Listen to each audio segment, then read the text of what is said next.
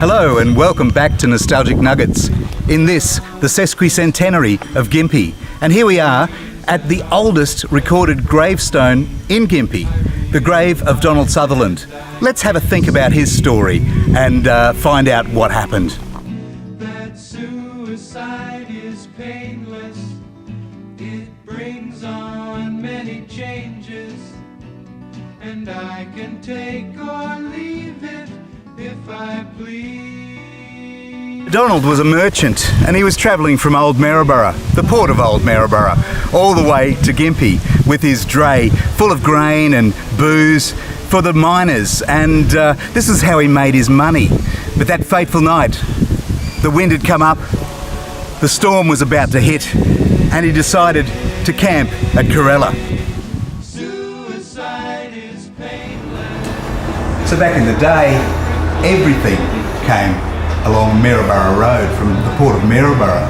And of course it wasn't Old Maryborough Road then, even though it was Old Maryborough that they were coming from. But in those days it was Maryborough Road and they were coming from Maryborough. Donald was coming down Old Maryborough Road and he wasn't too far from Gympie, 7 miles in fact, because Corella used to be called 7 Mile in those days. Anyway, it started to pour with rain and it was getting a bit dark, so he decided he'd sleep there for the night and get into Gympie the next morning. So he got under his dray. And he settled down for the evening. Anyway, while he was asleep, the rain continued to pour. And as you know, the grain on there, the grain and the rain don't mix. And during the night, something happened. Either the axle broke or one of the wheels collapsed, but the dray fell on top of Donald Sutherland. And like his namesake's movie in 1970, back in 1868, Donald Sutherland was MASH.